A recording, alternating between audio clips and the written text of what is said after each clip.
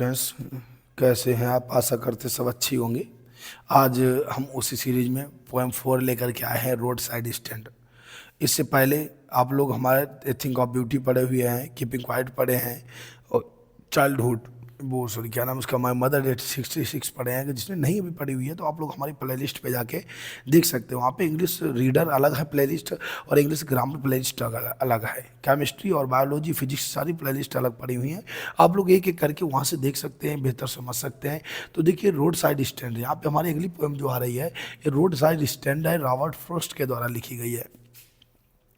ये व्यक्ति जो था बहुत ही दयालु व्यक्ति था। दयालु का मतलब एक मानवीय गुणों से भरपूर था, और इसे देखा करता था कि स्टॉल लगे होते हैं छोटे छोटे, यही तो हालात हर जगह है। हालांकि उन्होंने वहाँ की बात की है, लेकिन ये हर जगह की बात वो कहना चाहते थे। कि आप देखेंगे दुकानों पे छोटे छोटे चौराहे हैं, चौराहे पे लोगों ने दुकान लगा रखी है। भले ही वो टी स्टॉल है, तो लोग वहाँ चाय नहीं पियेंगे, लोग भागे चले जाएंगे 5 स्टार होटल में। वही चाय जो 400-500 की पियेंगे, वो चाय 5 रुपए की चाय वो नहीं पीते। अगर आपने वहाँ अगर चाय पी ली होती, कुछ लोग सब्जी लिए बैठे हैं, अगर उनकी सब्जी खरीद ली होती, तो वो भी हमारे जो शहर के कुछ सुंदर फूलों में से एक हैं, तो उनके चेहरे भी खिल जाते। लेकिन वो बेचारे शाम को अगर सब्जी बेचने जाते हैं, वहाँ बैठे रहते हैं, शाम को जो है वापस सब्जी बेचे हुए लौट आते हैं। पता भी नहीं चलता है कि आज का उनका खाना हो पाएगा कि नहीं हो पाएगा। तो ये कहना यही चाहते हैं कि आप लोग रोड साइड स्टैंड पे जो भी दुकानें लगी होती हैं, आप लोग दया दिखाइए और इन लोगों से सामग्री जरूर खरीदिएगा। जब आप इनसे सामग्री खरीदेंगे तो ये भी कहीं ना कहीं इनके अंदर भी मानव भगवान निवास करता है, मानवता मानव है। तो वो व्यक्ति जो है खुश होगा, अंदर की इनकी भी आत्मा भी खुश होगी। और ये आपके पैसों को लेकर के मकान नहीं बनाना चाहते।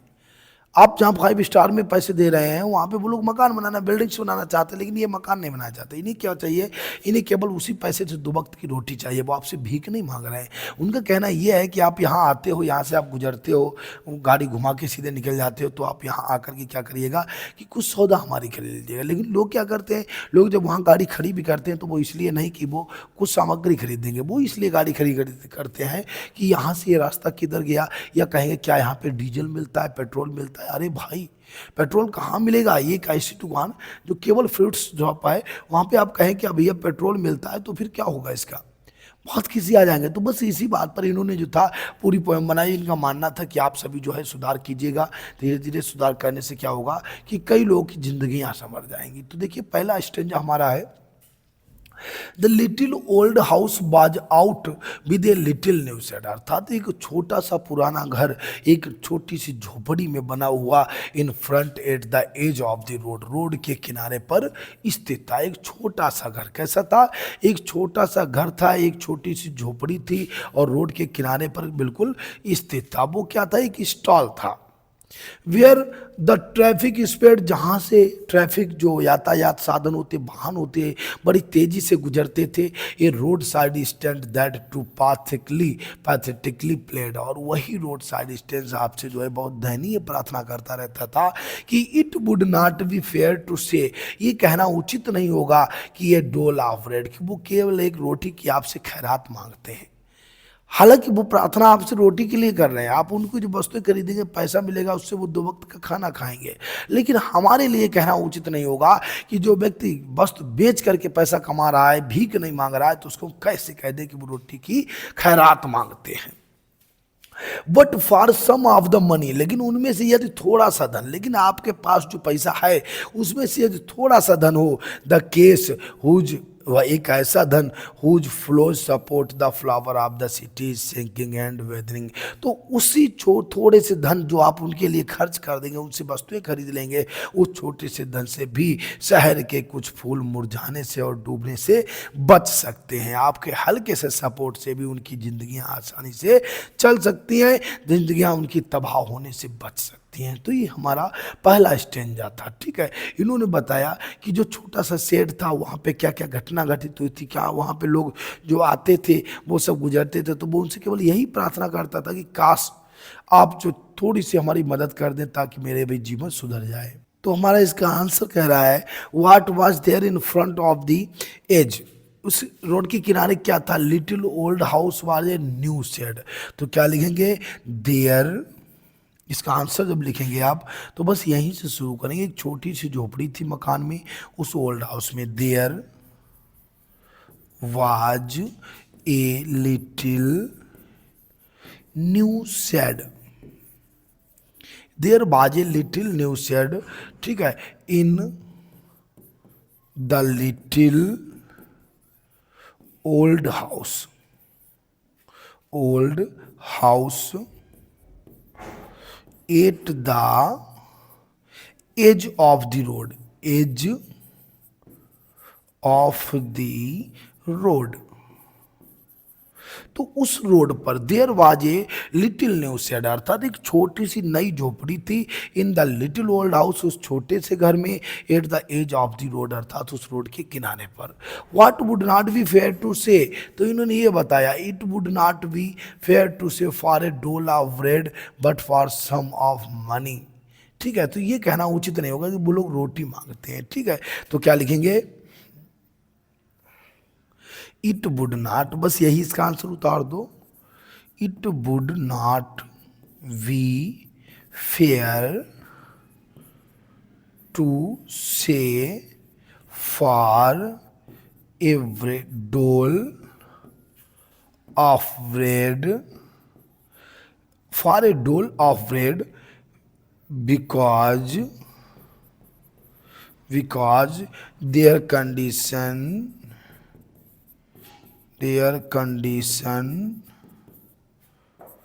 was miserable,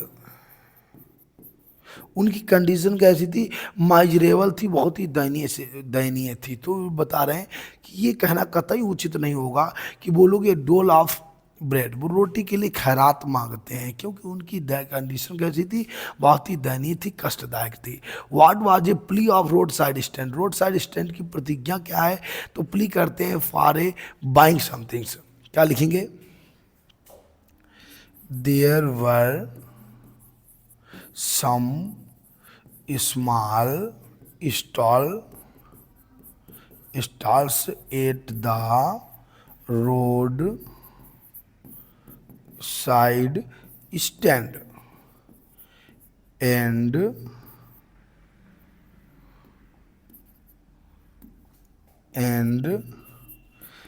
they were selling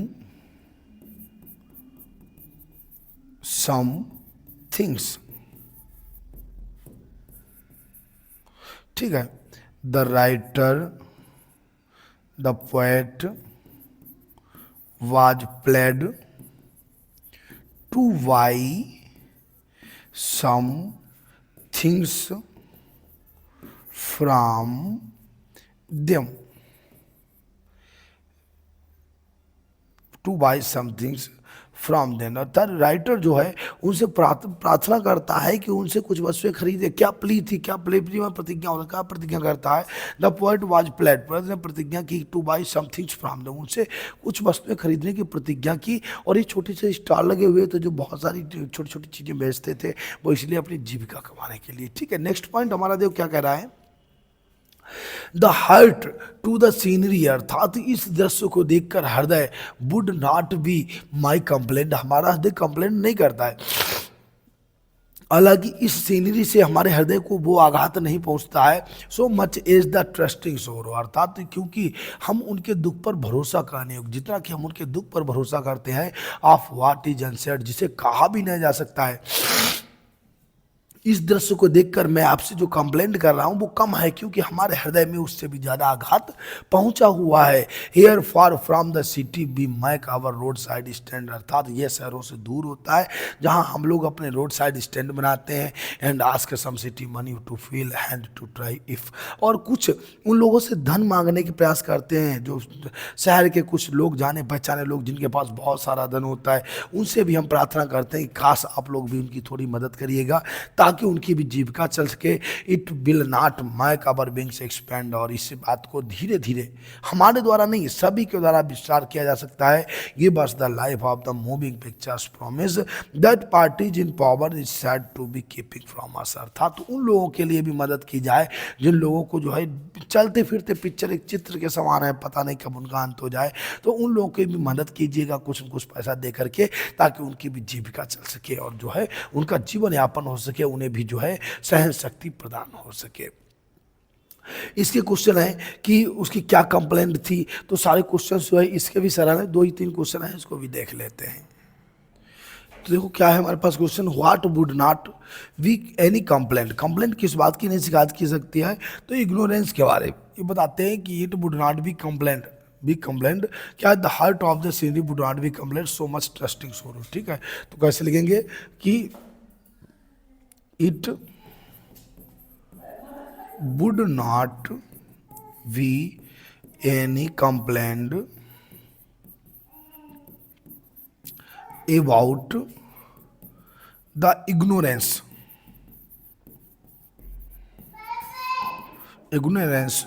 of the travelers। वो कहते हैं कि मैं यात्रियों के जो है अनदेखेपन से बिल्कुल शिकायत नहीं कर रहा, मैं उन लोगों के इग्नोरेंस पर बिल्कुल शिकायत नहीं कर रहा हूँ। यानी रोड साइड स्टैंड जो उन्होंने बना रखा है ऑफ द ट्रेवलर्स के बजाय of the road side stand कर देना, यहाँ पे इग्नोरेंस नहीं कर रहा बिल्कुल, ignorance of the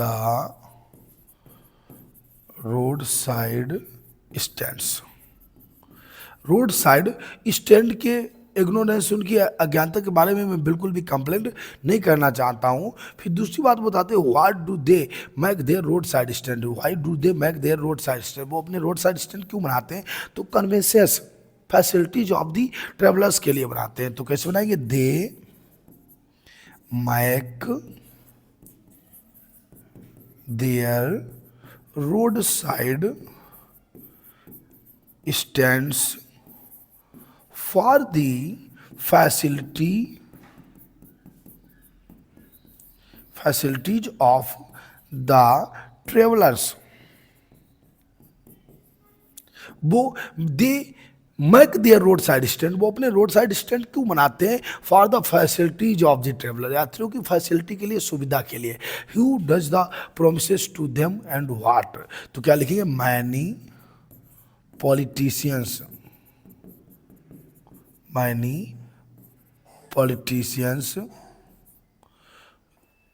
promise them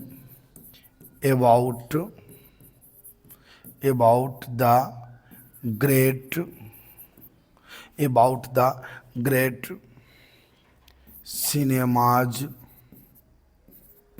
cinemas and many other facilities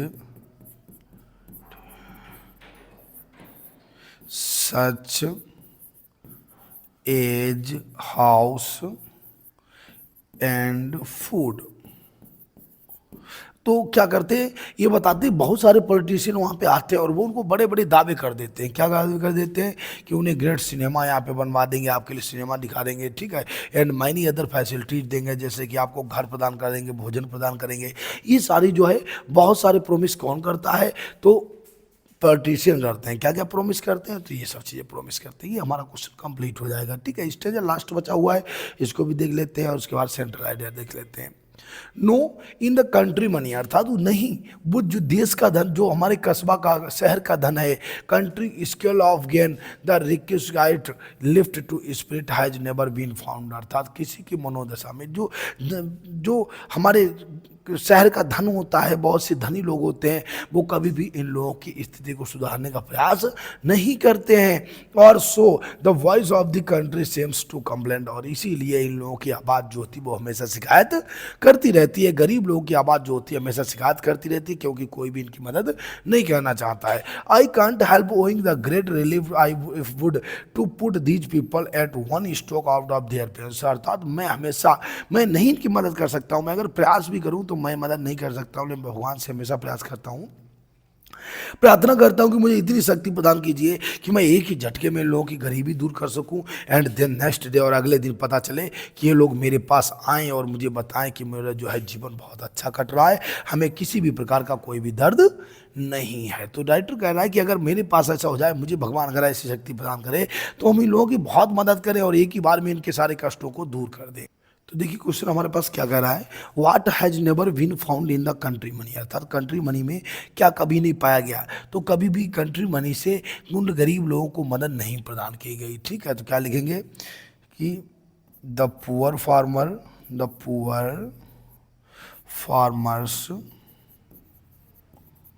would never found the poor farmers would never found the facilities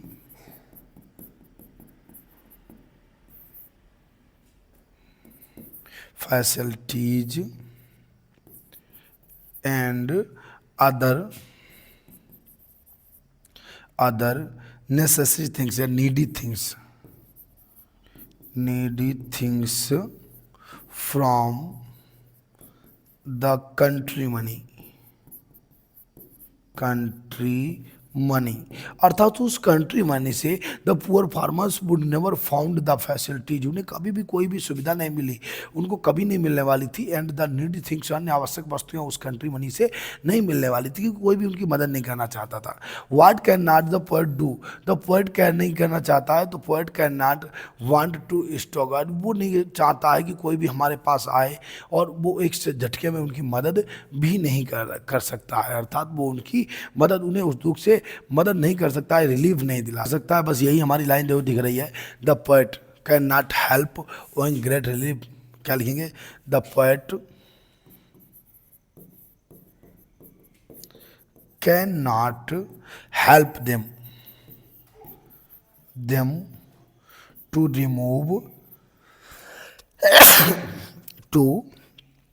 remove their pain and poverty,